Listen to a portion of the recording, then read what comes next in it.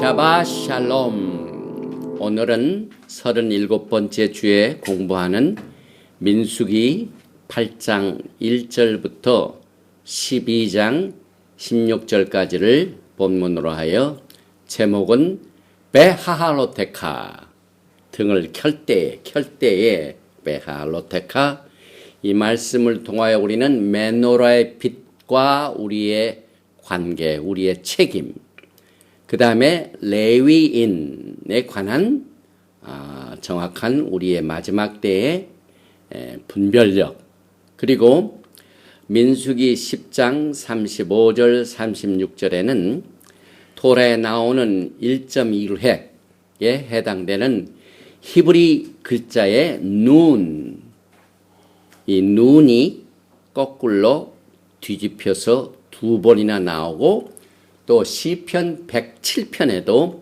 7번이나 히브리 글자 눈이 뒤집혀서 inverted 눈, 뒤집혀서 나오는 이런 이례적인 말씀을 오늘 성령님의 기름 부으심을 통하여 같이 나누게 됩니다. 민수기 8장 1절부터 본문 말씀을 몇 절 먼저 봉독을 해드리겠습니다. 여호와께서 또 모세에게 말씀하여 이르시되 아론에게 말하여 이르라. 등불을 켤 때에는 7 등잔을 등잔대 앞으로 비추게 할지니라 하시매, 아론이 그리하여 등불을 등잔대 앞으로 비추도록 켰으니 여호와께서 모세에게 명령하심과 같았더라. 이 등잔대의 제작법은 이러하니 곧 금을 쳐서 만든 것인데 밑판에서 그 꽃까지 쳐서 만든 것이라. 모세가 여호와께서 자기에게 보이신 양식을 따라 이 등잔대를 만들었더라. 바루가타 야훼 엘로헤이누 멜렉 하올람 아셰르 키디샤누 베미스포타 베시바누 라오속 베디브레이 토라 셴 예슈아 하마시악 아멘. 오늘은 민수기 3번째 말씀을 공부하게 됩니다. 또 37번째 우리가 공부하게 되는 이 베하알로테카, 켤 때에는 이 구절이 민수기 8장 2절에서 채택이 되었습니다. 그래서 아론에게 고하여 이르라. 등을 켤 때에는 7 등잔을 등대 앞으로 비치게 할지니라 하시매. 그래서 원 히브리 성경에 나와 있는 민수기 8장 2절의 말씀은 다베르 엘 아하론 베아마르타 엘랍 베하로테카 엣 한네로트 엘물 페네이 함 메노라 야이르 시베앗 한네로트. 이렇게 해서 다벨은 고하여 엘 아하론, 아하론에게, 베아말타 이르라 엘랍 그에게, 베하로테카 켤 때에는, 한네로트는 등을 말하죠. 그 다음에 여기에 엘물 맞은편에 페네이 한 메노라, 등대 앞으로 해서 빛이라. 빛이란 말은 야이루입니다. 그런데 등잔이 몇 개 있냐면 시베아트 한네로트, 7 등잔이 있게 되죠. 특별히 우리가 공부하는 이 베하로테카의 주제는 메노라와 또 레위인이 구별되는 것은 어떤 말씀으로 우리가 마지막 때에 이 말씀을 분별을 해야 되는가 하는 내용을 살펴보게 됩니다. 또 9장에서는 광야에서 첫 번 유월절과 제2 유월절을 지키는 장면과 또 9장에는 영광의 구름기둥과 불기둥이 소개됩니다. 10장에는 2개의 은나팔 신호와 또 계속해서 시내산으로부터 둘째 해 둘째 달 20일에 시내산에서 출발하는 장면이죠. 그리고 그 유명한 민수기 10장 35절과 36절 그 전과 후에 히브리 글자 눈이 거꾸로 뒤집혀서 inverted 눈으로 나오는데, 괴가 떠날 때 또 괴가 쉴 때 기도와 7 숨겨진 도라를 우리가 공부하게 됩니다.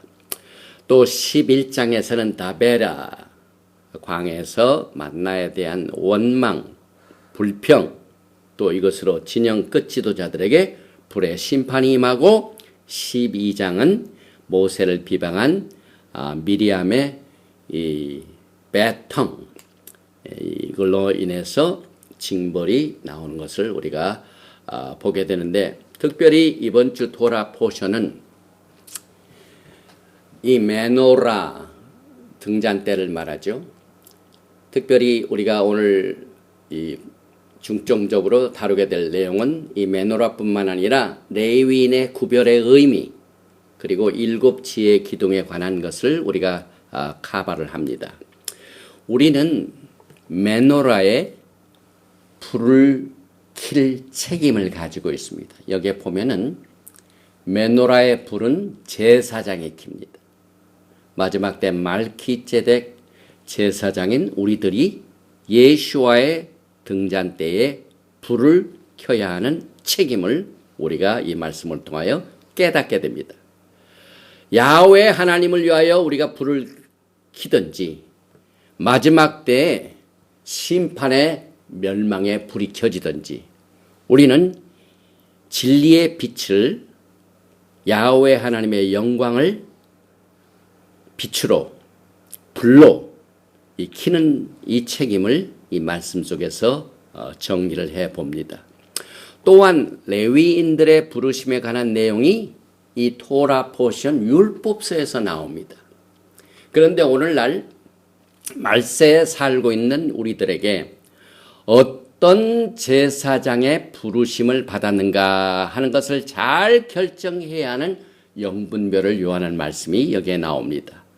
나아가서 민수기 속에는 아까 10장 35절 전에 뒤집힌 눈, 그 다음에 민수기 10장 36절에 끝에 뒤집힌 눈, 이 두 눈 때문에 민수기 안에는 3개의 책을 발견하게 됩니다. 그래서 민수기가 3개의 책으로 나누게 되기 때문에 창세기, 출애굽기, 레위기, 신명기 해가지고 7 지혜의 기둥을 우리가 보게 됩니다. 잠언에 보면은 지혜의 7 기둥이 나옵니다. 메노라에도 7 등잔이 나옵니다. 이는 우리가 갖고 있는 믿음의 심볼을 말합니다.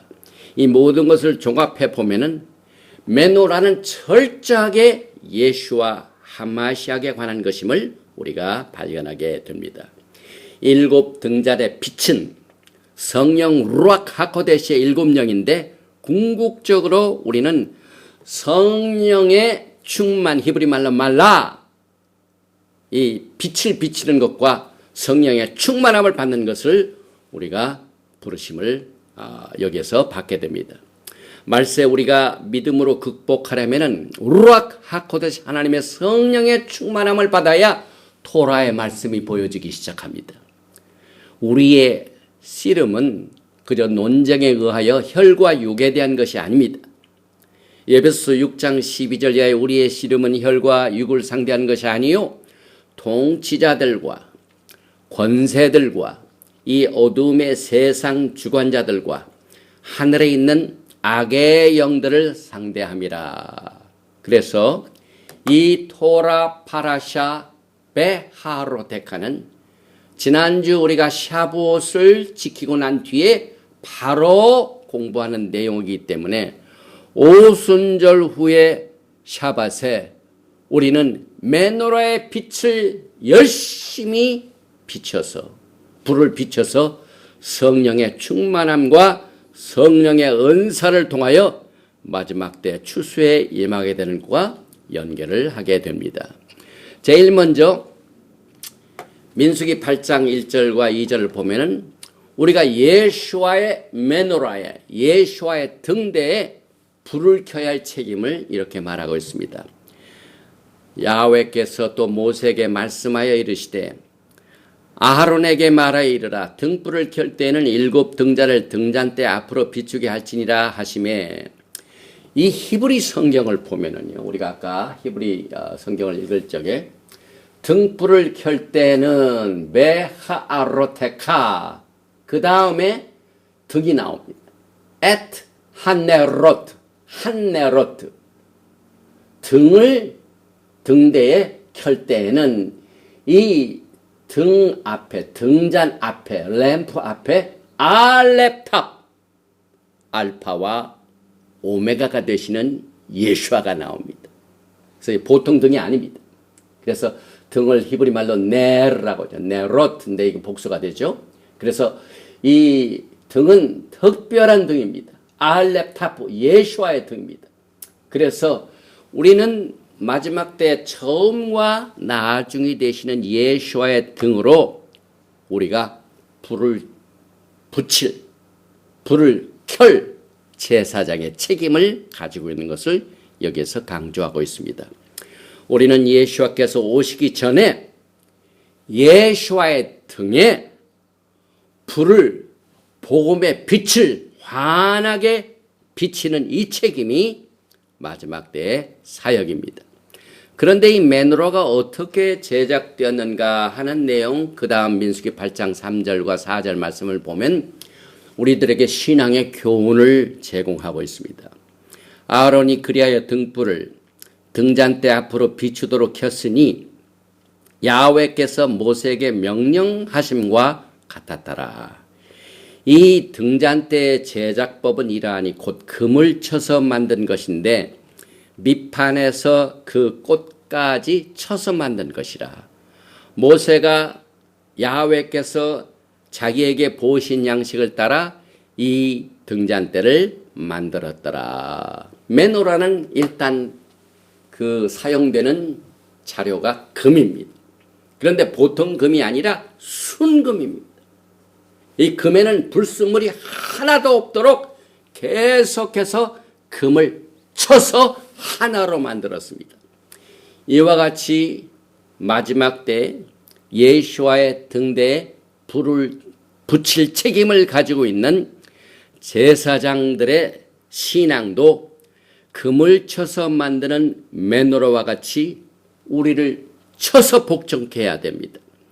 또는 외부로부터 핍박과 환난을 통하여 우리가 이 금을 치듯이 이렇게 쳐서 우리의 신앙이 만들어져야 함을 여기에서 말해주고 있습니다. 여러분이 마지막 때 야훼 하나님을 섬기는 것은 넓은 문이 아닙니다. 좁은 문입니다. 그래서 이 금을 쳐서 만들었다는 것은 우리가 좁은 문으로 가도록 야훼 하나님께서 우리의 모든 생애 전체를 환경과 여러 가지 핍박과 환난으로 우리를 쳐서 좁은 문으로 인도하시는 귀한 내용을 우리가 여기에서 메노라의 제작법을 통하여 공부하게 됩니다. 순금으로 만들어진 이 메노라는 예수아의 죄 없으심을 말하고 그의 순견과 그의 완전을 말해줍니다. 또한 이 알렙탑, 처음과 나중의 메노라는 예수아의 부활 때 죽음의 어둠에서 가장 찬란한 빛이 비춰진 부활의 빛을 말합니다. 예수아께서 죽임을 당했을 때에 이 세상은 가장 어두웠습니다. 그러나 예수아께서 부활하실 때에는 오늘 민수기 10장 35절과 36절에 예수아의 부활이 숨어 있습니다. 일어나소서, rise up. 그래서 예수아의 빛은 부활 때 가장 찬란하게 비춰졌습니다.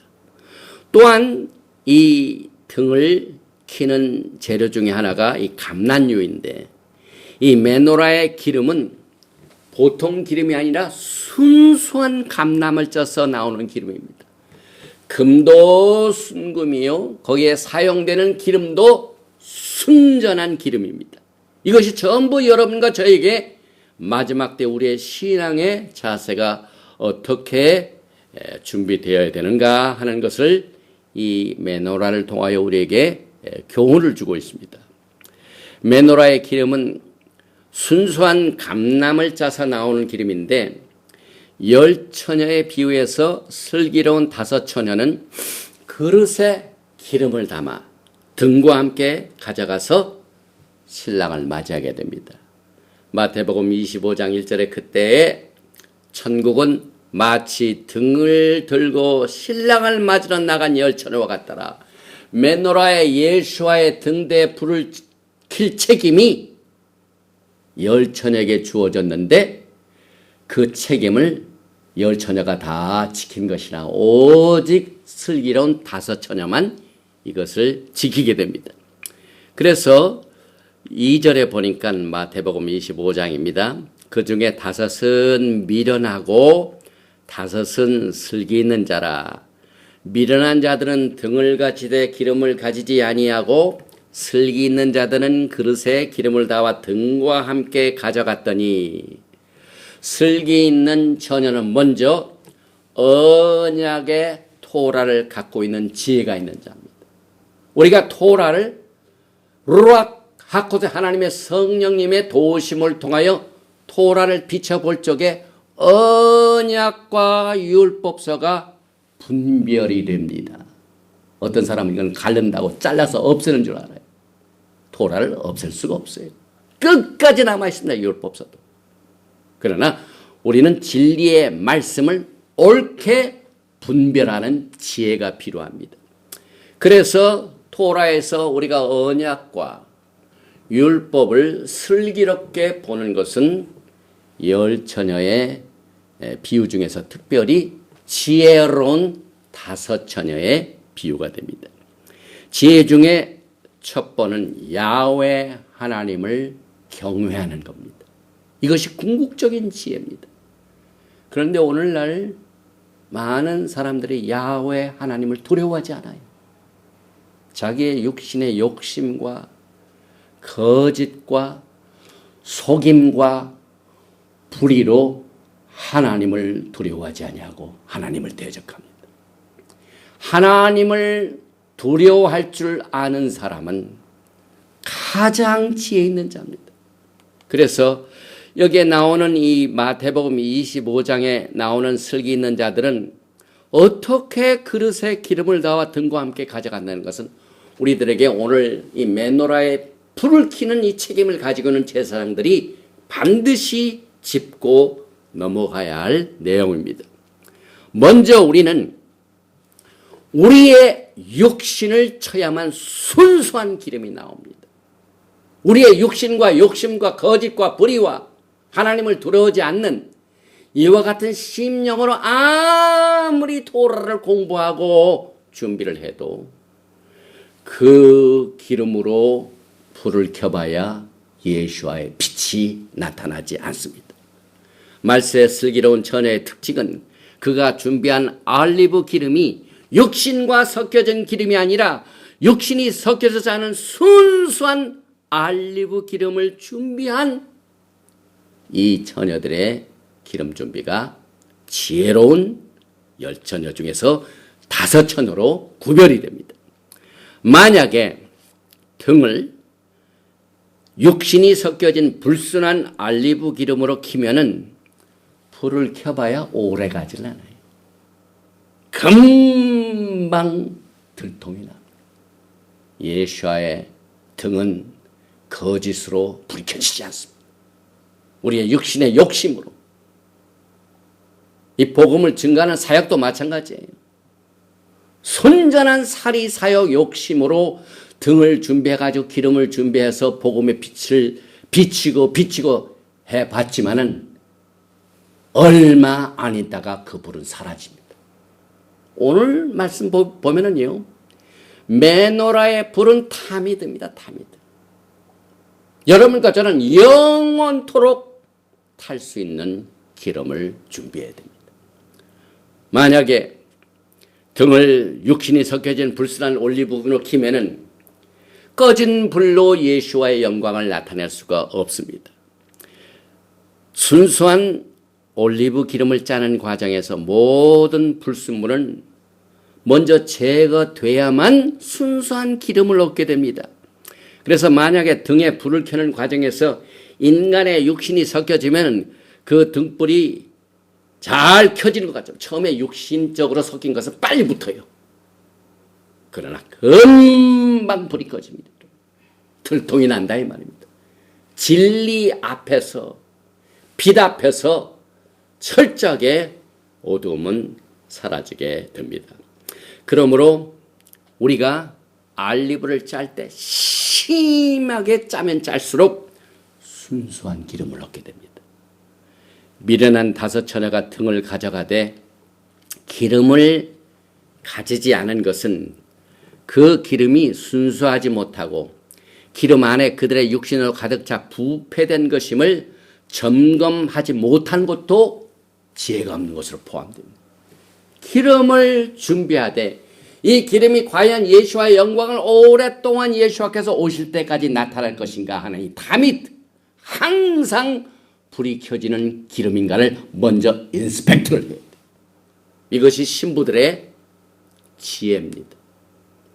그래서 우리가 토라를 공부할 적에 언약과 율법이 구별되는 것도 순수한 기름을 준비하는 과정과 똑같습니다. 인간으로부터 인간의 교리로 가득 찬 기름을 샀기 때문에 그 순수하지 못한 기름을 가지고 불을 붙여보면은 불이 꺼지기 때문에 기름이 없는 것도 마찬가지입니다. 우리 자동차에도 기름을 계속 넣어야 되는데 순수한 좋은 기름을 넣으면 잘 연소가 돼서 탑니다. 그런데 불순물을 섞게 되면은요, 돌아가지는 않아요. 마지막 때에 전통적으로 오랫동안 내려왔던 인간의 교리와 가르침이 우리가 준비하는 기름 속에 섞여 있는지 점검을 해봐야 돼요. 정말 인간의 교리는 우리가 조심해야 됩니다. 토라를 공부하는 자들에게 라비닉 유다주의, 메시아닉 유다주의도 포함이 됩니다. 순수한 것하고는 많이 인간적인 것이 거기 가미되어 있습니다. 그래서 슬기로운 처녀는 기름의 순수성을 먼저 점검하고 부패된 것인지 이것이 야훼 하나님의 순수한 언약의 명령인지를 점검을 해보는 것이 슬기로운 처녀의 특징인 것을 우리가 배우게 됩니다. 레위기 24장 2절 이하에 이스라엘 자손에게 명령하여 불을 켜게 하여 감난을 찌어낸 순결한 기름을 4개로 가져오게 하여 계속해서 등잔불을 켜둘지며, 그래서 기름도 순결한 기름, 등대도 순결한 금, 또 계속해서 타미드 등잔불을 켜 항상 레위기 24장 3절 아론은 회막간 증거의 휘장 밖에서 저녁부터 아침까지 야훼 앞에 항상 등잔불을 정리할지니라. 그래서 예수와의 사역은 사실상 여러분 안에 있는 육신을 제거하는 사역이 많습니다. 그리하여 언젠가 우리는 그 모든 육신적인 찌꺼기가 다 제거되면은 우리의 몸은 영광의 빛으로 옷을 입게 됩니다. 찬란한 영광의 glorified body, 영광체로 빛으로 옷을 입게 될 것입니다. 그래서 우리는 날마다 우리의 육신을 십자가에 못 박지 아니하면 예수와의 메노라에 불을 붙이는 사역이 그만큼 어렵게 됩니다. 그래서 예수와는 우리의 메노라가 되시며 우리는 그의 등잔이요 불을 켜야 할 책임을 가지고 있는 그를 섬기는 말기제덱 제사장 계열의 제사장이 됩니다. 마태복음 5장 14절 이하에 너희는 세상의 빛이라, 우리의 책임이죠. 산 위에 있는 동네가 숨겨지지 못할 것이요 사람이 등불을 켜서 말 아래에 두지 아니하고 등경 위에 두나니 이러므로 집안 모든 사람에게 비치느니라. 이같이 너의 빛이, 우리가 이 세상을 비칠 책임이죠. 빛을 비춰야 할 세상의 빛이, 그래서 너의 빛이 사람 앞에 빛이 가여 그들로 너의 착한 행실을 보고 하늘에 계신 너의 하나님 아버지께 영광을 돌리게 하라. 그래서 많은 사람들이 이 토라를 공부하면서 메노라는 에덴에 있던 생명나무인 것을 믿고 토라의 말씀의 그림이 됩니다. 그리고 이 생명나무 에츠 하카임, 이 생명나무의 히브리의 게마트리아가 233입니다. 수치가. 그런데 오늘 나오게 되는 베코라, 이 장자권도 233과 동일합니다. 특별히 오늘 이 토라 포션 제목인 베하로트카는 네 가지의 글로 구성이 되어 있어요. 처음에는 베하, 뭐뭐 할 때, 뭐뭐 중에 이럴 때 히브리 글자 사용되죠. 그 다음에 끝에 나오는 이 타브는 전미사로, 끝에 나오는 전미사로 복수를 말합니다. 네르 같은 인데 네로트 할 때는 복수가 됩니다. 그 다음에 맨 마지막으로 하는 이 캅소피츠는 너의, your 그 뜻입니다. 그리고 이 가운데 있는 뿌리 글자 R, 아라 이것은 올라간다는 말. 그래서 내가 올라갈 때에, 그건 교회 올라갈 때 그 뜻을 여기서 말합니다. 그리고 요한복음 1장 5절 보면은 빛이 어두움에 빛이 돼 어두움이 깨닫지 못하더라. 마지막 때의 현상입니다. 요한복음 8장 12절에 예수와께서 또 일러 가라사대 나는 세상의 빛이니 나를 따르는 자는 어두움에 다니지 아니하고 생명의 빛을 얻으리라. 계속해서 테힐림 시편 139편 12절에 주에게서는 흑암이 숨기지 못하며 밤이 낮과 같이 빛이 나니 주에게는 흑암과 빛이 일반이다. 또 가장 오해를 받고 있는 말씀 중에 하나가 로마서 10장 4절인데 그리스도는 모든 믿는 자에게 의를 이루기 위하여 토라의 마침이 되시니라. 많은 이 성경 해석을 보면은 예수와께서는 토라를 끝낸 자, 토라의 마침, 피니시가 됐다. 이것을 잘못 이렇게 이해를 하는데 사실 여기에서 그리스도는 모든 믿는 자에게 토라의 목표가 됩니다. 이 토라는 말이 목표를 말합니다. 그래서 우리는 예수와를 향하여 달려가는 이 토라의 가르침을 받아서 마지막 때 빛을 비춰야 되고 또 예수와는 7개의 요드의 매너랍니다. 그래서 여기에 예슈아 할 때 여기에 첫 번째 요드, 두 번째 요드, 세 번째 요드, 네 번째 요드, 다섯 번째, 여섯 번째, 일곱 번째. 이건 예수와는 우리 토라의 목표가 되십니다. 그래서 7 요드, 요드는 하나님을 말하죠. 요헤바헤. 이제 이 메노라의 교훈을 그 다음 말씀에 나오는 것으로 이제 넘어가게 되는데요. 민수기 8장 6절을 보면은 이스라엘 자손 중에서 레위인을 데려다가 정결하게 하라. 너는 이같이 하여 그들을 정결하게 하되 곧 속죄물을 그들에게 뿌리고 그들에게 그들의 전신을 삭도로 밀게 하고 그 의복을 빨게 하여 몸을 정결하게 하고. 민수기 8장은 여전히 우리는 지금 율법서를 공부하고 있습니다. 그런데 이 율법서에 레위인을 먼저 정결하게 하라 하는 말씀이 나옵니다. 그런데 레위인을 따로 구별하여 정결케 하기 위해서는 반드시 속죄물을 그들에게 뿌려야 돼요. 그럼 속죄의 물을 어떻게 만듭니까? 우리가 토라를 보면은 red heifer, 붉은 암송아지의 재를 섞은 물을 뿌려야만 그게 속죄의 물이 됩니다. 또 그들의 전신을 삭도로 면도를 해야 돼. 온몸에 있는 털을 다 깎아버려야 돼. 이게 정결케 되는 기준입니다.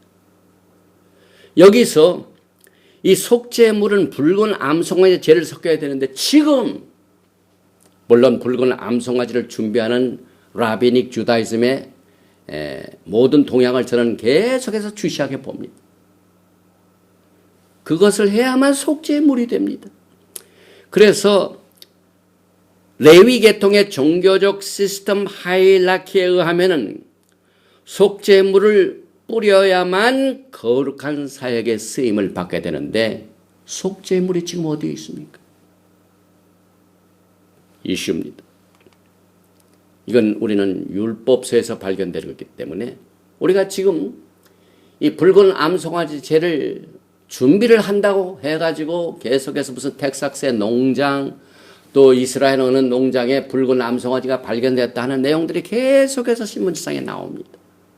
그러나 이 여기에 나오는 이 제사장을 구별하게 하여 레위인을 정결케 하게 하여 여기에 속죄물 뿌려야만 정결케 되고 거룩한 사역에 사용을 받게 되는데 속죄물은 아직 율법서에 의하면은 가용치가 않습니다. 이것 하나만 보더라도 우리는 율법 아래 있지 않고 말기ጼ덱의 언약의 약속을 통해 지금 이 시간에도 우리에게는 속죄물이 있습니다. 레위법으로는 안 됩니다. 율법 아래서는 아직 준비가 안 됐습니다. 그래서 오늘날 토라를 공부하는 사람들 가운데 라비닉 주다이즘에 잘못 빠져 레위 계통의 하이라키 시스템을 따르는 자들은 히브리 뿌리 회복을 추구하는 우리들에게 큰 혼동을 가져다 줍니다. 속죄물이 어디 있습니까? 그러나 우리들에게는 예수와의 속죄 사역이 이미 이루어졌습니다. 레위 계통의 하이라키 시스템에 의하면 그들이 정결케 되기 위해서는 반드시 속죄물이 필요합니다. 왜 율법을 지키지 않습니까? 율법을 다 지켜야 된다고 한 사람은 왜 성결케 쓰임받게 하여 어디에 순결의 물이 있습니까? 우리에게 혼동을 가져다줍니다. 그러나 율법서와 언약서를 우리가 분별하여 지금 가용한 말기ጼ덱 대제사장 예수와의 속죄물은 속죄의 피는 언제든지 누구에게나 가용합니다. 그래서 여기에 이 속죄물을 뿌려가지고 부정한 오염에서 깨끗게 하게 되기 위해서 정말 율법을 잘 지킨다고 하는 사람들은 이것을 왜 빠뜨리는지 거기에 대한 답을 듣고 싶습니다. 그러나 저는 분명한 답이 있습니다. 우리들에게는 말기ጼ덱 대제사장 예수와의 제사 시스템을 통해 확실한 길이 있습니다. 베드로전서 1장 18절에 너희가 알거니와 너의 조상이 물려준 헛된 행실에서 대속함을 받은 것은 속죄함을 받은 것은 은이나 금같이 없어질 것으로 된 것이 아니요 오직 흠없고 점없는 어린 양 같은 보배로운 피로 된 것이니라. 붉은 암송아지의 귀중함을 저는 율법서에서 압니다. 그러나 그보다 더 중요한 게 있습니다. 오직 흠없고 점없는 어린 양 예수와의 보배로운 피가 여러분과 저에게는 절실하게 필요합니다.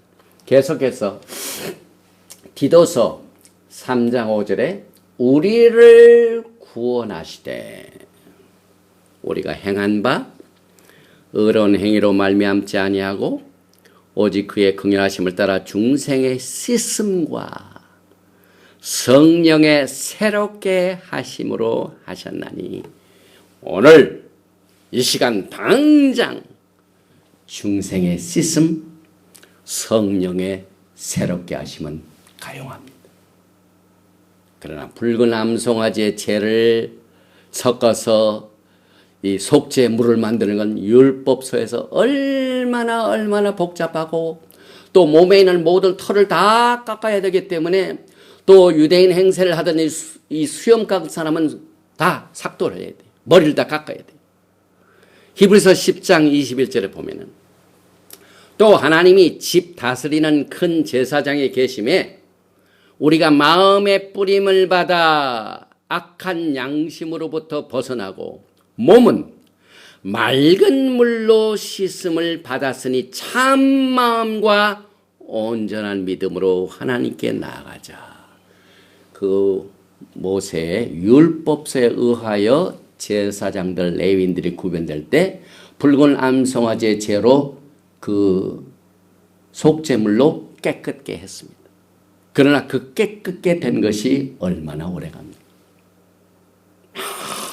많은 부패와 부정이 레위 계통의 제사 시스템에서 발견하고 예수와께서 사역하신 그때 당시에 라비닉 주다이즘의 제사장 시스템의 이 계통의 모든 종교 시스템은 부패에 빠졌습니다. 여러분과 저에게는 맑은 물로 씻음을 받고 참 마음과 온전한 믿음으로 야훼 하나님께 나아가는 것이 절실하게 필요합니다. 마태복음 3장 16절에 예수와께서 세례를 받으시고 곧 물에서 올라오실새 하늘이 열리고 하나님의 성령이 비둘기같이 내려 자기 위에 임하심을 보이시더니 우리는 미크바를 통하여 정결케 됩니다. 또 민수기 8장 10절과 11절을 보면은 레위인을 여호와 앞에 나오게 하고 이스라엘 자손이 그들에게 안수하게 한 후에 아론이 이스라엘 자손을 위하여 레위인을 흔들어 바치는 제물로 여호와 앞에 드릴지니 이는 그들에게 여호와께 봉사하게 하기 위함이라. 지금 이 시간에 여러분들이 예물을 드립니다. 우리가 예배를 드릴 때 야훼 하나님께 예배를 드립니다. 그런데 율법서에는 레위기 8장 11절에서 레위인을 흔들어 바치는 제물로 여호와 앞에 드릴지니 아직도 율법서에 묶여있는 자들이 야훼 하나님 앞에 예물을 드릴 적에 레위인이 흔들어 바치는 제물로 예물을 드려야 돼요. 여러분은 레위 계통의 제사를 통한 예물을 드리기를 원하십니까? 혹은 말키제덱 제사를 통해 메시아 예수와께서 주시는 예물을 택할 것인지 오늘 이 시간 우리는 베하로트카 등을 켤 때에 진리의 빛을 통하여 분별을 해야 하고 결심을 해야 돼요. 말세 우리들이 토라를 공부하면서 두 개의 제사 제도를 다 수용할 수가 없습니다. 혼돈이 됩니다. 그래서 레위 계통의 제사 시스템을 선택하든지 말키제덱 제사 시스템을 선택하든지 둘 중에 하나를 확실하게 선택하여 우리는 예수와의 말키제덱 제사장 시스템을 통하여 야훼 하나님 앞에 예물을 드려야 되는 것이 오늘 우리들이 결정해야 할 치명적인 신앙의 선택이 됩니다. 민수기 8장 14절에 보면은 너는 이같이 이스라엘 자손 중에서 레위인을 구별하라. 그리하면 그들이 내게 속할 것이라. 내가 그들을 정결하게 하여 요제로 드린 후에 그들이 회막에 들어가서 봉사할 것이라. 먼저 레위인들이 하나님 앞에 쓰임을 받기 위해서는 레위인이 따로 구별된다고 그랬습니다. 그리고 내게 속할 것이라 그랬죠. 그런데 그들은 16절입니다. 이스라엘 자손 중에서 내게 온전히 드린 바 된 자라. 이스라엘 자손 중 모든 초태생 곧 모든 처음 태어난 자 대신 내가 그들을 취하였나니. 여러분들이 이 구절을 읽으면서요. 이 민수기 8장 14절에 레위인들이 초태생 처음 베코라 이 장자를 대신하는 말씀이 있기까지는 누가 제사장인 것을 우리가 알아야 돼요. 그동안은 출애굽기 32장 이 금송아지 사건이 벌어지기 전까지는 누가 제사장이면 전부 장자. 그런데 장자들이 출애굽기 32장에서 금송아지를 숭배함으로 장자권을 박탈당하게 됩니다. 그래서 오늘 민수기 8장 14절에 레위인들을 구별하고 이들이 장자 대신에 레위인들이 그들이 장자권을 대신 역할을 하는 이 장면을 절대로 출애굽기 32장에 나오는 금송아지의 범죄 사건과 연결을 시켜야 되고 따로 구별하면 안 됩니다. 왜 레위인들이 장자를 대신합니까? 이유가 있습니다, 여러분. 그래서 우리는 이 레위인들이 구별되는 레위 시스템이 그동안 초태생, 장자권의 권리가 출애굽기 32장에서 망가졌기 때문에 범죄하였기 때문에 더하여진 시스템이에요. 도라 속에는요, 이 율법서와 언약서가 구별되는 이 내용들이 구절구절 숨어 있습니다, 여러분. 그래서 레위인들이 구별된 민수기 8장 14절의 내용을 또 16절에 나오는 이 초태생 베콜라 장자권을 대신하는 이 사건을 절대로 출애굽기 32장과 연결해서 봐야 돼. 다시 말하면은 레위인들의 이 초태생을 대신하는 사역은 구별되는 사역은 금송아지를 섬겼기 때문에 그 범죄 때문에 생겨난 제도입니다. 출애굽기 32장 26절에 이에 모세가 진문에 서서 지금 출애굽기 32장입니다. 범죄함을 딱 보고 난 뒤에 많은 사람들이 아론을 중심으로 해가지고 금송아지를 숭배한 그것을 보고 난 뒤에 모세가 진문에 서서 이르되 누구든지 여호와의 편에 있는 자는 내게로 나오라 하매 레위 자손이 다 모여 그에게로 가는지라. 금송아지 범죄한 그 죄 때문에 레위인들이 구별이 돼요. 이 사역을 하기 위해서. 다시 말하면은 금송아지 사건에 대한 해결책으로 율법이 더해졌습니다. 계속해서 민수기 8장 18절에 이러므로 내가 이스라엘 자손 중 모든 처음 태어난 자 대신 레위인을 취하였느니라. 내가 이스라엘 자손 중에서 레위인을 취하여 그들을 아론과 그의 아들들에게 주어 그들로 회막에서 이스라엘 자손을 대신하여 봉사하게 하며 또 이스라엘 자손을 위하여 속죄하게 하였나니 이는 이스라엘 자손이 성소에 가까이 할 때 그들 중에 재앙이 없게 하려 함이니라. 이 사건이 있고 난 뒤에 큰 재앙이 임했습니다. 처음에는 야훼 하나님 모두 다 죽이려고 하셨어요. 그런데 3,000명이 죽임을 받았죠. 그래서 이 속죄라는 말이 나죠. 이스라엘 자손을 속죄하기 위하여 재앙을 없게 하기 위하여 레위인들이 쓰임을 받습니다. 율법이 생겼습니다. 이 속죄한다는 말 카파. 그래서 이 내용을 통하여 여러분들은 마지막 때에 제사장 제도를 선택하는 것은 여러분들이 속죄함 받는 일에 결정적으로 영향을 줍니다. 레위인들이 이스라엘 자손을 위하여 속죄하게 하여 이와 같은 이 속죄로 여러분들은 마지막 때에 속죄함을 받기를 원합니까? 예수와의 속죄함을 받기를 원하십니다. 제사장, 대제사장, 그 다음에 제사 시스템 선택해야 돼요. 또 여러분의 재물에 영향을 받습니다. 하나님 앞에 예물을 드릴 적에 어떤 시스템으로 하나님께 예물을 드릴 것인지, 레위계통의 제사 시스템하여 야훼 하나님께 예물을 드릴 것인지, 말기체덱의 대제사장 대신 예수와의 이름으로 예물을 드리든지 둘 중에 하나를 선택해야 돼요. 결국 이것은 계시록에 나오는 미래의 재앙을 막게 해주기 위한 관계인 것과 관계가 있습니다. 왜 요한계시록에 21가지의 재앙이 우리를 기다리고 있습니다. 여러분.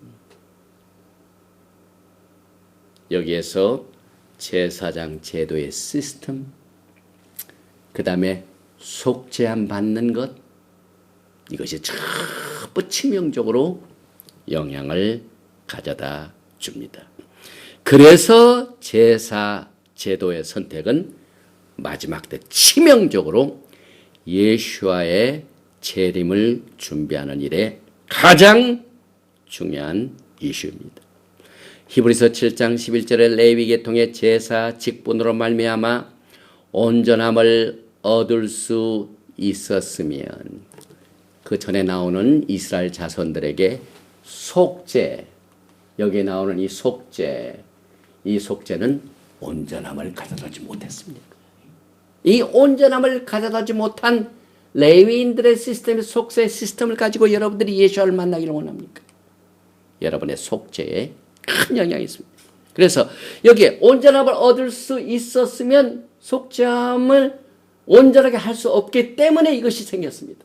그래서 백성이 그 아래서 율법을 받았으니 어찌하여 아하론의 반차를 따르지 않고 말기ጼ덱의 반차를 따른 다른 한 제사장을 세울 필요가 있느냐. 제사 직분이 바꾸어졌은즉 율법도 반드시 바꾸어지리니. 히브리서 7장 11절과 12절의 말씀을 무시하고 여전히 레위 계통의 제사 직분과 레위 계통의 율법서를 주장하는 자들은 토라를 창세기서부터 요한계시록까지 보지 않는 사람들. 그러나 라비닉 유다주의는 토라는 창세기부터 신명기까지, 정통파 라비닉 유다이즘의 영향을 받은 사람들은 토라를요 베레시트에서 때바리까지만 봅니다. 그러나 히브리 뿌리 관점에서 말키제덱 대제사장의 예수와의 시스템을 따라 제사장자들은 그의 메노라에 불을 킬 때에 창세기 베레시트부터 요한계시록까지가 우리의 토라입니다. 이것을 인정하지 못한 사람들은 히브리서 7장 11절과 12절을 무시하고 레위 계통의 제사장 직분 시스템과 제사 직분 또 율법을 그렇게 주장을 합니다. 그래서 토라에서 율법서는 금송아지 사건 뒤에 제도화되었습니다. 그런데 그 제도가 영원히 가는 것이 아니라, 왜? 온전함을 가져오지 못하기 때문에 온전함을 가져오는 분이 오실 때까지만입니다. 그래서 갈라디아서 3장 19절에 또한 우리가 믿는 토라 속에 율법이 정의되고 있습니다. 그런즉 율법은 무엇이냐? 범법함으로 더해진 것이라. 천사들을 통하여 한 중보자의 손으로 베푸신 것인데 약속하신 자손이 오시기까지 있을 것이라. 이 갈라디아서 3장 19절에 사도 바울에 의하여 율법이 무엇이며 이 율법이 무엇 때문에 있고 언제까지 있는가 하는 이 토라를 믿지 않는 정통파 라비닉 유다이즘은 이것을 볼 줄 모릅니다. 왜? 이것을 토라를 보지 않습니다. 그러나 마지막 때 토라를 공부하면서 라비닉 주다이즘의 영향을 받은 사람은 이 갈라디아서 말씀이 가시같이 여깁니다. 이것만 나오면은 기분이 안 좋아요. 우리는 창세기부터 요한계시록까지 엄청나게 풍성한 토라가 있습니다. 그러나 이것을 알지 못하는 라비닉 주다이즘은 아주 좁아요. 메시아닉 주다이즘도 똑같습니다. 영향을 받았습니다. 그대로. 그저 창세기부터 대바린까지만 있습니다. 그러니까 그렇게 소경이 되죠. 우리들에게는 예수와의 빛이 있습니다. 예수와의 빛이 우리를 마지막 때 루악 하코테 하나님의 성령의 기름 부으심을 통하여 또 성령의 은사를 통하여 진리의 말씀이 분별이 됩니다. 영분별이 됩니다. 요한복음 10장 16절에 보면은 이제 레위 제사 시스템이 초태생, 장자권이 금송아지 사건으로 그 장자권이 제사장 시스템을 다 빼앗긴 그것을 다시 회복하시는 예수와의 사역을 우리는 반드시 요한복음 10장을 통해 알아야 돼요. 예수와께서 오셔서 에브라임의 제사장권을 회복하셨습니다. 요한복음 10장 16절에 또 이 우리에 들지 아니한 다른 양들이 내게 있어. 여기서 현재 우리라는 것은 지금 예수와께서 유대인들, 라비닉 유대인들하고 얘기할 때 이 우리는 유다인들을 말하는 유다. 또 다른 양들은 흩어져 있는 에브라임을 말하는, 에브라임이 장자권을 가지고 있는데 장자권을 포기해버렸습니다. 범죄함으로 말이에요. 그런데 예수와께서는 이 다른 양들이 내게 있어 내가 인도하여야 할 터이니, 예수와의 사역 중에 하나가 에브라임의 장자권을 다시 회복하는 일이에요. 그래서 장자는 반드시 구속이 돼야 돼요. 계속해서 보니까 그들도 내 음성을 듣고 토라로 돌아오는 것을 말하죠. 한 무리가 되어 한 목자에게 있으리라. 내가 내 목숨을 버리는 것은 그것을 내가 다시 얻기 위함이니 이로 말미암아 아버지께서 나를 사랑하시느니라. 예수께서는 오셔서 에브라임의 잃어버린 장자권을 다시 회복하시어 목숨을 바치셨습니다. 이만큼 말기제덱 대제사장 예수와의 속죄의 깊이는 실력이 있습니다. 이 속죄의 능력이 엄청납니다, 여러분. 잃어버렸던 장자권도 다시 회복됩니다. 그런데 예수와께서 레위인들의 시간이 다 끝나버린 레위 계통의 제사장법을 회복하시기 위하여 죽으셨다는 말은 없습니다. 레위 계통의 시스템은 말기제덱 제사장 시스템으로 말미암아 넘어간 겁니다. 그래서 레위기 25장 25절에 기업 물을 짜는 장자를 구속하는 이 원칙을 통해 예수께서 사실상 율법서를 완성하셨기 때문에 범법함으로 더하여진 율법이 이제는 그 효능이 끝났다 이 말입니다. 레위기 25장 25절에 만일 내 형제가 가난하여 그의 기업 중에 얼마를 팔았으면 그에게 가까운 기업 물을 자가 와서 그의 형제가 판 것을 물을 것이요. 예수께서 오셔서 장자권을 물으셨습니다. 에브라임을 장자로 택하시고 난 뒤에 그 장자권이 팔려갔는데 다시 기업 물을 자가 와서 장자를 구속했습니다. 예샤야 이사야서 59장 20절 여호와의 말씀이라 구속자가 찌온에 임하며 야곱의 자손 가운데서 죄가를 떠나는 자에게 임하리라. 또 예수와께서 그의 흘리신 피로 우리를 구속하셨죠. 구속의 능력이 예수와에게 더 훨씬 강하게 나타나죠. 레위 계통의 시스템, 이것은 예수와의 구속의 사역과 비교할 수가 없죠. 골로새서 1장 14절에 그 아들 안에서 우리가 그의 피를 통하여 속량 곧 죄사함을 얻었도다. 그래서 붉은 암송아지의 죄는 예수와의 모형입니다. 그래서 예수께서 흘리신 피를 통하여 우리는 속죄물로 씻음받을 수 있게 됩니다. 히브리서 10장 22절과 23절을 보면 메시아의 바디, 메시아의 몸은 장자들의 몸이라고 말하고 있습니다.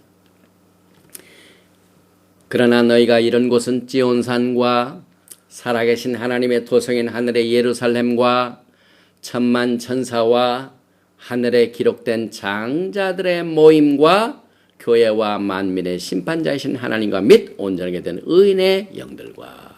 그래서 메시아의 몸은 말기제덱의 거룩한 제사장들입니다. 베드로전서 2장 5절에 너희도 산돌같이 신령한 집으로 세워지고 예수와 하마시역으로 말미암아 하나님이 기쁘게 받으실 신령한 제사를 드릴 거룩한 제사장이 될지니라.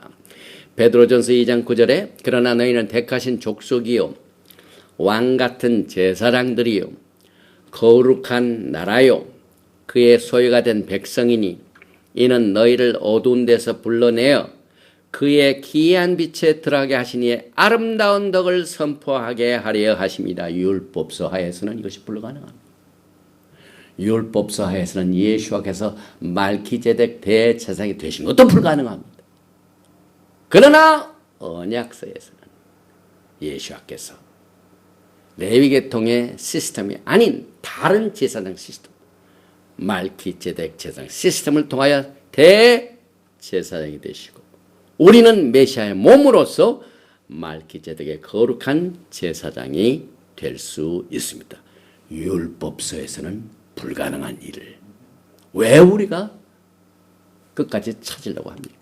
그래서 메시아의 몸은 그의 킹덤에서 왕이요 제사장입니다. 요한계시록 5장 10절에 그들로 우리 하나님 앞에서 나라와 제사장들을 삼으셨으니 그들이 땅에서 왕 노릇하리로다. 율법서에서는 불가능합니다. 레위계통의 시스템이 끝난 것을 감사하시기 바랍니다. 요한계시록 20장 6절에 이 첫째 부활에 참여하는 자들은 복이 있고 거룩하도다. 둘째 사망이 그들을 다스리는 권세가 없고 도리어 그들이 하나님과 그리스도의 제사장이 되어 1000년 동안 그리스도와 더불어 왕 노릇하리라. 여기 제사장 시스템이 하나님과 그리스도의 제사장, 이것을 꼭 기억하시기 바랍니다. 물론 요한계시록을 토라로 인정하지 않는 사람들에게는 이 말씀이 소용이 없죠. 그러나 우리는 토라가 창세기부터 요한계시록에 포함되기 때문에 하나님과 그리스도의 제사장에 대해 1000년 동안 그리스도와 더불어 왕노릇하는 말기제덱 제사장 시스템을 오늘 이 율법서인 레위인들의 분별을 통하여 또 한 번 야훼 하나님께 감사를 드립니다. 로마서 5장 17절에 한 사람의 범죄로 말미암아 사망이 그 한 사람을 통하여 왕노릇하였은즉 더욱 은혜와 의의 선물을 넘치게 받는 자들은 한 분 예수 그리스도를 통하여 생명 안에서 왕노릇하리로다. 여기에 은혜와 의의 선물을 넘치게 받는 자들은 율법서에서는 불가능한 일이에요. 우리가 율법을 통하여 의의 선물을 넘치게 받을 수가 있습니까? 그래서 여러분과 저는 우리의 메노라가 되시는 예수와의 종으로서 충성하도록 명령을 받았어요. 언약서의 특징은 믿음과 신뢰와 충성. 이것은 모든 관계의 기본입니다. 영원한 가치입니다. 하나님과 우리 사이의 관계뿐만 아니라 인간과 인간과의 사이도 마찬가지입니다. 사람과 사람 사이 신뢰가 꺼지면은요, 그 관계는 끝이 돼요. 이 신뢰가 얼마나 영원한 가치가 있는 이 축복인지요. 그래서 사도 바울이 고린도전서 4장 2절에 그리고 맡은 자들에게 구할 것은 충성입니다. 율법서 하지 말고 예수 앞에 충성하는 것이 더 시급합니다. 마태복음 24장 45절에 충성되고 지혜 있는 종이 되어 주인에게 그 집 사람들을 맡아 때를 따라 양식을 나눠줄 자가 누구냐. 여기 때를 따라 마지막 때에 살고 있는 자들에게는 마지막 때 때를 따라 양식을 나눠줘야만 됩니다. 계속해서 마태복음 24장 45절 이하에 충성되고 지혜 있는 종이 되어 주인에게 그 집 사람들을 맡아 때를 따라 양식을 나눠줄 자가 누구냐. 주인이 올 때 그 종이 이렇게 하는 것을 보면 그 종이 복이 있으리로다. 내가 진실로 너에게 이르노니 주인이 그의 모든 소유를 그에게 맡기리라. 그래서 여러분들이 지금 메노라에 불을 붙이는 이 충성된 사역, 그 다음에 마지막 때 진리의 말씀을 옳게 분별하여 레위인의 구별, 그리고 말기제덱의 제사장 시스템, 이 레위 시스템과 말기제덱 제사장 시스템을 올바르게 분별하는 이 책임, 이것이 얼마나 마지막 때 종들에게 중요한지요. 그래서 예수와의 충성된 종은 그의 왕국을 다스리게 될 것입니다. 마태복음 19장 27절과 28절에 이에 베드로가 대답하여 이르되 보소서 우리가 모든 것을 버리고 주를 따라 싸운데 그런지 우리가 무엇을 얻으리이까? 예수께서 이르시되 내가 진실로 너에게 이르노니 세상이 새롭게 되어 인자가 자기 영광의 보좌에 앉을 때에 나를 따르는 너희들도 12 보좌에 앉아 이스라엘 12지파를 심판하리라. 그래서 마태복음 7장 21절까지 누구든지 주여 주여 하는 자마다 다 천국에 들어가는 것은 아닙니다. 나더러 주여 주여 하는 자마다 다 천국에 들어갈 것이 아니요 다만 하늘에 계신 내 아버지의 뜻대로 행하는 자라야 들어가리라. 그래서 우리는 메노라에 불을 비칠 때 진리의 빛의 영분별을 통하여 성령님의 은상의 영분별을 통하여 야훼 하나님의 뜻을 분별할 줄 알아야 돼요. 그날에 많은 사람이 나더러 이르되 주여 주여 우리가 주의 이름으로 선지자 노릇하며 주의 이름으로 귀신을 쫓아내며 주의 이름으로 많은 권능을 행하지 아니하였나이까 하리니 마태복음 7장 22절의 말씀과 같이 우리는 지금 주님을 위하여 준비된 이 기름이 주의 사역을 선지자 노릇하는 사역,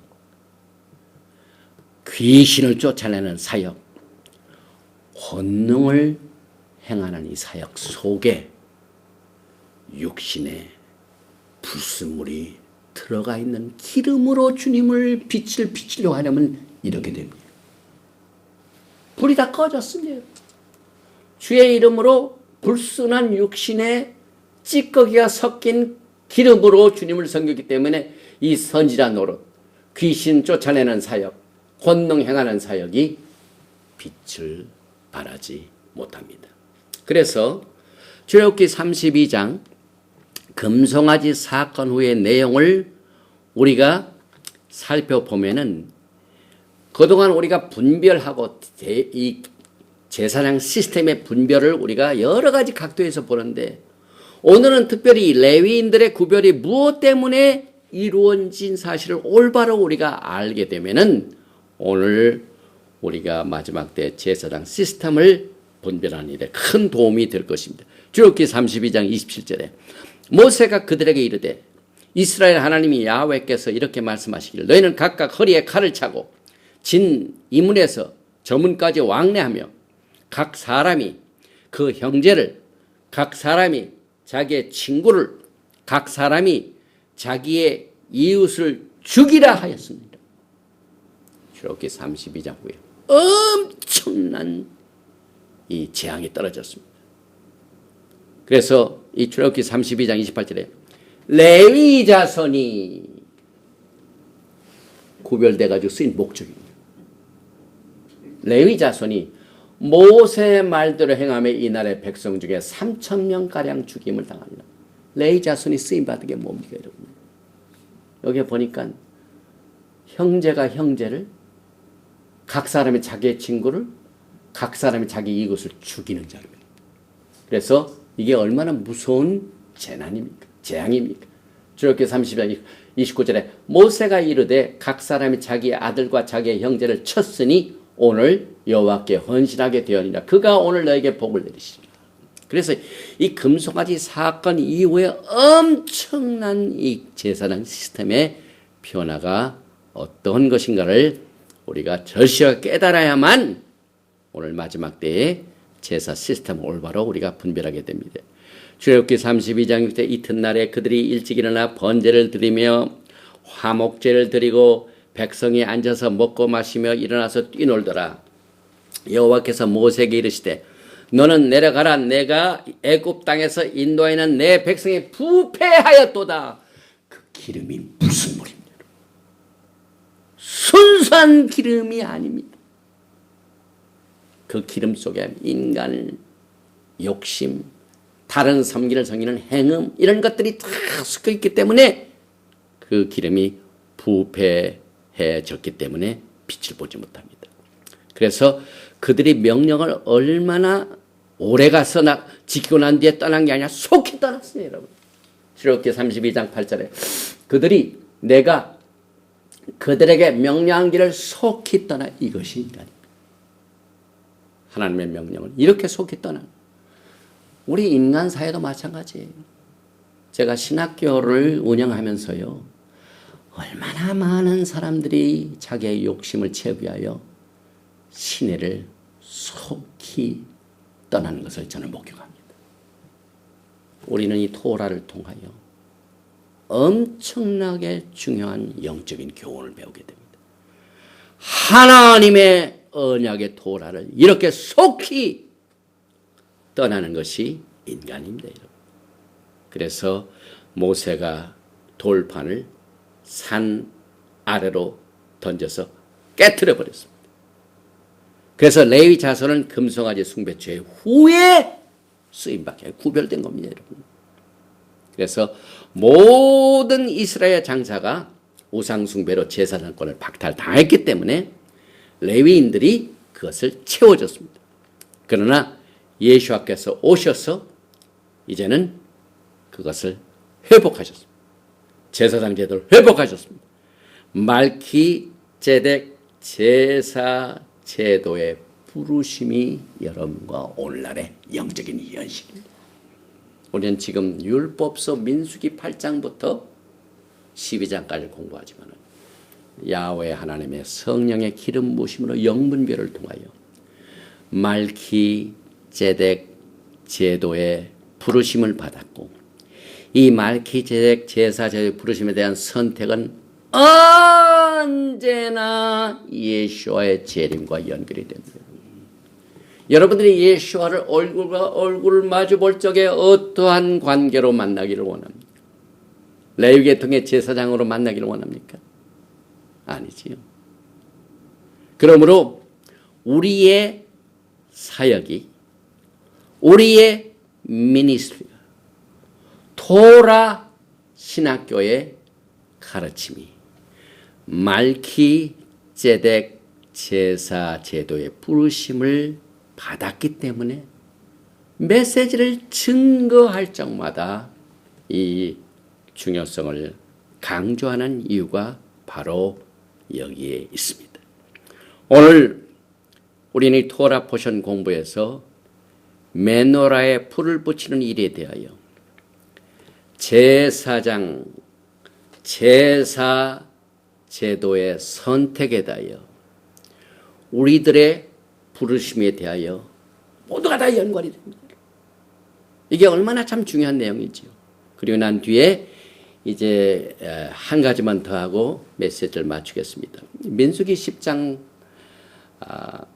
35절과 36절을 보면은요. 히브리 성경에 특이한 것이 있습니다.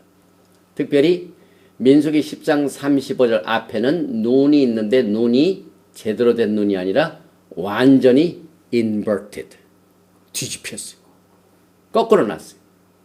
그리고 36절이 끝나고 난 뒤에 또 똑같은 뒤집힌 눈이 또 나와요. 그래서 토라에 민수기 10장 35절 전과 36절 마지막 때 두 개 있고 테힐림 시편 107편에 7개나 나옵니다. 그래서 민수기 10장 35절 36절에 2개, 또 시편 107편에 7, 총 9개가 나옵니다. 그런데 여기 이제 히브리 성경이죠. 여기에 눈이 있고 여기에 눈이 두 번째 눈이 있죠. 그리고 여기에 나오는 이 뒤집힌 글자는 아주 깊은 영적인 뜻이 있는데 이 눈이 뒤집힌 것은 부활과 영적 전쟁의 승리에 관한 메시지입니다. 이 눈은 활력을 나타내는 물고기 마다 막 물을 차고 올라가는 근데 그게 거꾸로 뒤집혔다 이거. 이것이 다시 살아난 부활의 생명을 말합니다.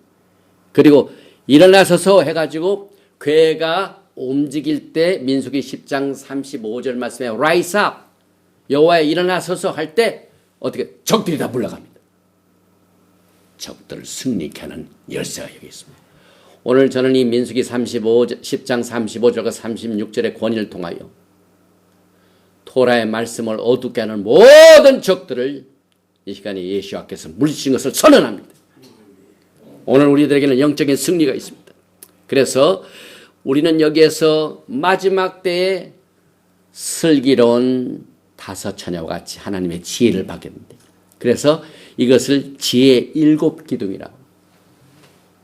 창세기, 출애굽기, 레위기, 민수기 10장 35절과 36절, 그 다음에 민수기 10장 35절과 36절 전에 있는 민수기 1장 1절부터 10장 34절, 그 다음에 이 후에 있는 민수기 10장 37절부터 36장 13절까지, 이 여섯 번째, 그 다음에 신명기. 그래서 모세의 다섯 책이 오늘 지혜 일곱 기둥으로, 오늘 메노라의 일곱 등잔이 있죠. 그래서 창세기 넘버 1, 출애굽기 넘버 2, 레위기 넘버 3, 민수기 10장 35절 36절, 그 다음에 다섯 번째는 전, 그 다음에 여섯 번째는 후, 그 다음에 신명기.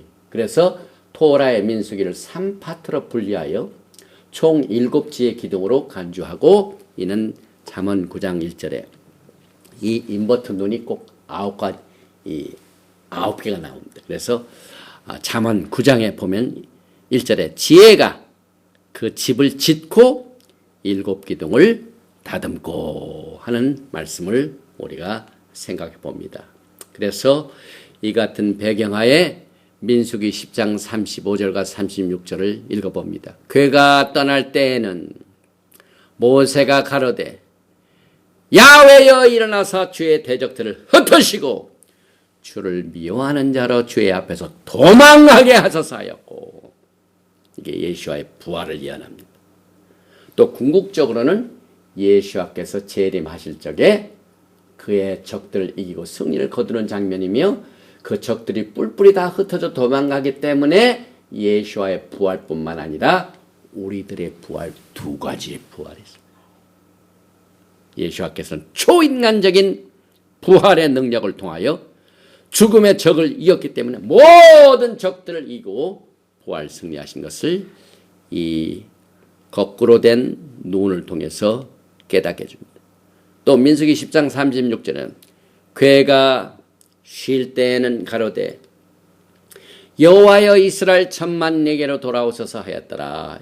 이 구절은 예수와께서 신부를 데려오실 적에 이 야곱의 구속받은 양떼들입니다. 구속받은 양떼들이 막 천만이 됩니다. 그래서 죽은 자들이 일어나는 성도들의 부활이 민수기 10장 36절에 있습니다.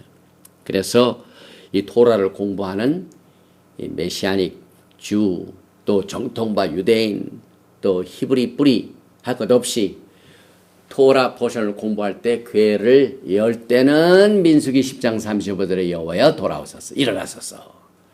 그 다음에 토라를 공부하고 난 뒤에 토라를 갖다 놓을 때는 민수기 10장 36절 괴가 쉴 때는 가로되 여호와여 이스라엘 천만에게로 돌아오소서, 이 구절로 기도를 합니다.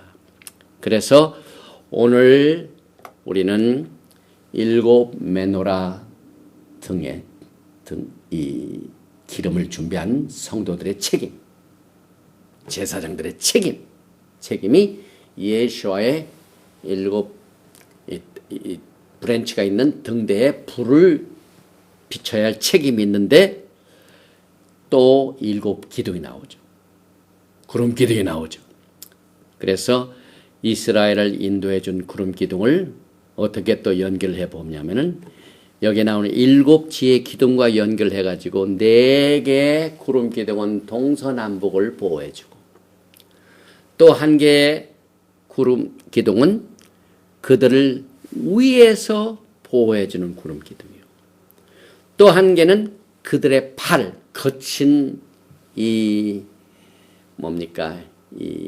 윌더네스, 광야를 걸어야 되기 때문에 돌도 많고 그 거친 곳을 밑에서 보호해주는 구름 기둥과, 또 하나는 그들 앞에서 앞장서서 땅을 고르게 하여 적들을 무찔러주는 보호의 구름 기둥.